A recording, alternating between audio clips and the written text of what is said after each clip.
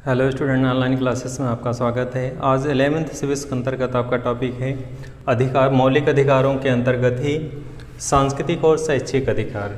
जैसा कि संदर्भ में स्पष्ट है, सांस्कृतिक और शैक्षिक अधिकार।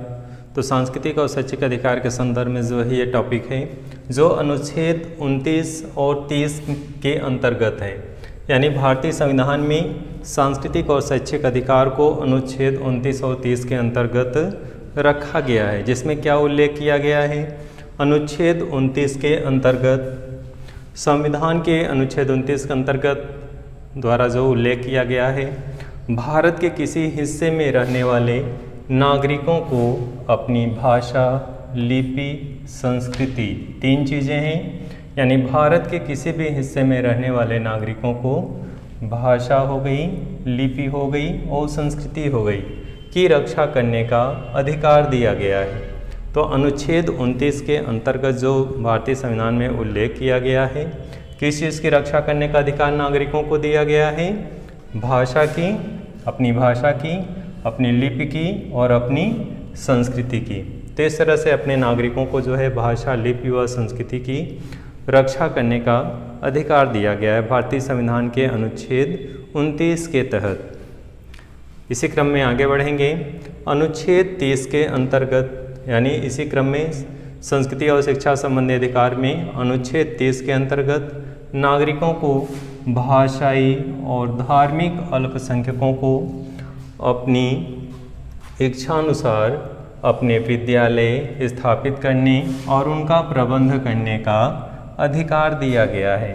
तो इस तरह से अनुच्छेद 30 के अंतर्गत भाषाई और धार्मिक जो अल्पसंख्यक हैं, जिनकी संख्या सीमित है, तो ऐसे लोगों को अपनी इच्छानुसार विद्यालय स्थापित करने और उनका प्रबंध करने का अधिकार दिया गया है। तो इस तरह से जैन हैं, बहुत सारे विद्यालय हैं, बौद्ध हैं, जो अपने विद्यालय स्थापित कर सकते हैं, उनका मैनेजमेंट अपने तरीके से हैंडल कर सकते हैं, कैसे टीचिंग कराना है, क्या विद्यालय की व्यवस्था करनी है, कैसे प्रबंधन होगा, ये सभी जो है अधिकार क्षेत्र उनके अंतर्गत दिए गए हैं, उन्हें स्वतंत्रता दी गई है। तो इस तरह से अनुच्छेद 29 और 30 के अंतर्गत ये उल्लेख किया गया है संस्कृति और शैक्षिक अधिकार में, जो अनुच्छेद 29 और 30 में उल्लेख है। डियर स्टूडेंट, इसी क्रम में मौलिक अधिकारों के अंतर्गत जो अंतिम है आपका संवैधानिक उपचारों का अधिकार। जैसा कि आप जानते हैं, सभी अधिकारों के विषय में स्पष्ट उल्लेख किया गया है। तो यहाँ पे भी संवैधानिक उपचारों का अधिकार जो अनुच्छेद 32 के अंतर्गत स्पष्ट उल्लेख किया गया है। अनुच्छेद 32 के अंतर्गत संवैधानिक उपचारों के अधिकार के अंतर्गत क्या क्या चीज़ें उल्लेख की गई हैं, इसके संदर्भ में हम लोग अध्ययन करेंगे। उच्चतम न्यायालय व उच्च न्यायालय में 5 तरह की याचिकाओं द्वारा मौलिक अधिकारों को सुरक्षित बनाए रखने के लिए नागरिक जो है गुहार लगा सकता है। डियर स्टूडेंट, अभी तक जैसा कि आपने सभी अधिकार पढ़े हैं, 6 मूल अधिकार, 6 में 5th मूल अधिकार तो है ही है, मूल अधिकार तो सभी हैं, लेकिन 5 को सुरक्षा के लिए 6ठा जो अधिकार है संवैधानिक उपचारों का अधिकार, वो नागरिकों को उनके अधिकारों की सुरक्षा के लिए व्यवस्था की गई है। किस तरह से वो अपने मौलिक अधिकारों की सुरक्षा के लिए वो न्यायालय में याचिका दायर कर सकता है। तो इसके अंतर्गत क्या क्या चीज़ें उल्लेख किया गया है, यानी संवैधानिक उपचारों के अंतर्गत अनुच्छेद 29, भारतीय संविधान में अनुच्छेद 32 में क्या उल्लेख किया गया है कि अगर नागरिक जो है उसको लगता है कि उसके मौलिक अधिकारों को अपने सुरक्षित बनाए रखने के लिए उसको लगता है खतरा है, तो न्यायालय की जो है याचिका दायर करके अपने अधिकारों को सुरक्षा प्राप्त कर सकता है। अगर उसको लगता है कि उसके मौलिक अधिकारों का हनन हो रहा है, तो ऐसी स्थिति में इस संविधान के अनुच्छेद 32 के तहत व्यवस्था की गई है कि न्यायालय में 5 तरह की याचिकाओं के द्वारा अपने मौलिक अधिकारों की सुरक्षा कर सकता है। तो उसे 5 प्रकार के याचिका दायर करने का अधिकार दिए गए हैं न्यायालय के न्यायालय में संविधान के द्वारा। तो आगे बढ़ते हैं इसी क्रम में। सबसे पहले है बंदी प्रत्यक्षीकरण। किसी भी भारतीय नागरिक को सरकार के द्वारा उसके जो व्यवस्था है, अगर गिरफ्तार किया जाता है किसी भी नागरिक को, तो अगर किसी नागरिक को लगता है कि मुझे गलत तरीके से गिरफ्तार किया गया है, तो न्यायालय में बंदी प्रत्यक्षीकरण की याचिका दायर कर सकता है। न्यायालय यह बात को संज्ञान में लेगा कि जिस व्यक्ति को बंदी बनाया गया है, जिस व्यक्ति के ऊपर जो भी आरोप लगाए गए हैं, जो भी मुकदमे दर्ज किए गए हैं, क्या वो वास्तव में उस मुकदमे में वो चीज़ें हैं जो व्यक्ति अगर क्या अपराधी है या नहीं, या इस तरह की चीज़ें हैं, क्या वास्तव में उसके मौलिक अधिकारों का हनन हो रहा है, अनावश्यक उसे फंसाया जा रहा है। तो न्यायालय इस चीज़ को संज्ञान में लेता है और जांच करता है। अगर व्यक्ति अनावश्यक तरीके से उसे गलत तरीके से फंसाया गया है, गलत तरीके से गिरफ्तार किया गया है, तो बंदी प्रत्यक्षीकरण के माध्यम से न्यायालय एक आदेश जारी करता है और उस व्यक्ति को, उस बंदी को न्यायालय में प्रस्तुत किया जाता है। न्यायालय अगर देखता है, संज्ञान में लेता है कि उस व्यक्ति के ऊपर जो भी आरोप लगे हैं वो गलत हैं, बिल्कुल गलत हैं, तो ऐसे में वह बंदी प्रत्यक्षीकरण के माध्यम से, चूँकि वो न्यायालय में प्रस्तुत करवाता है पहले, और बाद में अगर गलत तरीके से उसे फंसाया गया है या गिरफ्तार किया गया है तो उसे रिहा करने का आदेश जारी कर देता है। तो इस तरह से बंदी प्रत्यक्षीकरण में किसी नागरिक को गलत तरीके से जब गिरफ्तार करके उसे गिरफ्तार कर लिया जाता है किसी व्यक्ति को, तो न्यायालय जो है बंदी प्रत्यक्षीकरण के माध्यम से एक याचिका नागरिक जब कोई दायर करता है तो न्यायालय में अपने प्रस्तुत करने का आदेश जारी करता है। तो इस तरह से फर्स्ट बंदी प्रत्यक्षीकरण है जिसको न्यायालय में बंदी को प्रत्यक्ष रूप से उसे प्रस्तुत करना होता है। अगले क्रम में सेकंड है परमादेश लेख।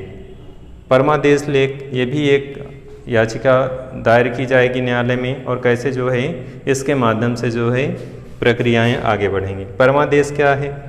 नागरिक अगर अनुभव करता है कि कोई सरकारी अधिकारी, संस्था, निगम या सार्वजनिक इकाई, इतनी चीज़ें हैं, अगर नागरिक कोई ये अनुभव कर ले कि कोई सरकारी अधिकारी है, संस्था है, निगम है या फिर कोई सार्वजनिक इकाई है, अपने कर्तव्यों का पालन पूरी तरह से नहीं कर रहा है, अपने कर्तव्य निष्ठा से परे जा रहा है, तो ऐसी कंडीशन में वह नागरिक क्या कर सकता है? न्यायालय के सम्मुख एक ऐसा आदेश जारी करने के लिए याचिका प्रस्तुत कर सकता है। कहने का तात्पर्य है कि किसी नागरिक को लगता है कोई सरकारी संस्था या कोई अधिकारी या कोई निगम अपने कर्तव्यों का पालन नहीं कर रहा, अपने कर्तव्यों से इतर जा रहा है, तो ऐसी स्थिति में कोई भी नागरिक न्यायालय में याचिका दायर कर सकता है और उस याचिका के माध्यम से वह एक आदेश जारी करने की याचिका प्रस्तुत करेगा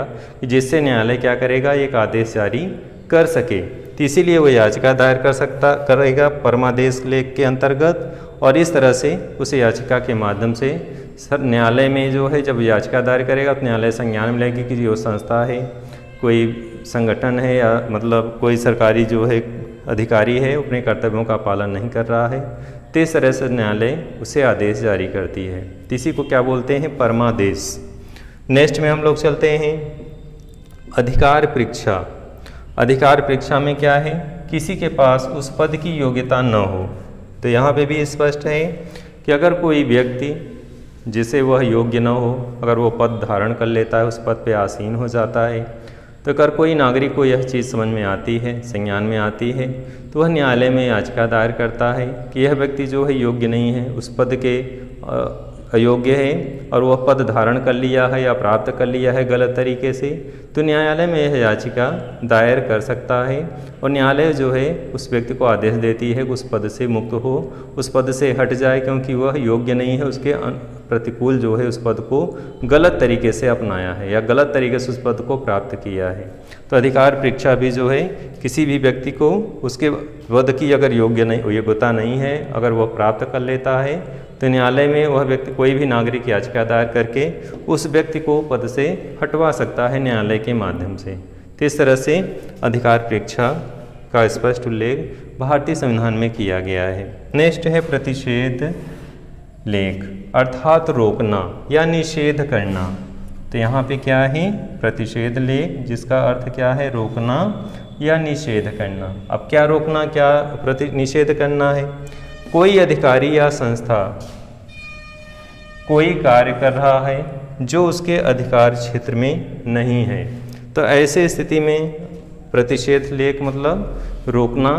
तो कोई सरकारी संस्था है, उसके कोई कार्य कर रहा है, कोई अधिकारी है, उसके कार्य क्षेत्र में वो नहीं है, अगर नागरिक को लग रहा है कि उसके ऐसा करने से उसके मौलिक अधिकारों का हनन हो सकता है, क्योंकि जो कार्य वो कर रहा है उसके अधिकार क्षेत्र से परे है, तो ऐसे स्थिति में न्यायालय में वह प्रतिषेध लेख जो है याचिका दायर करके अपने इस मौलिक अधिकारों की रक्षा नागरिक कर सकता है न्यायालय के माध्यम से।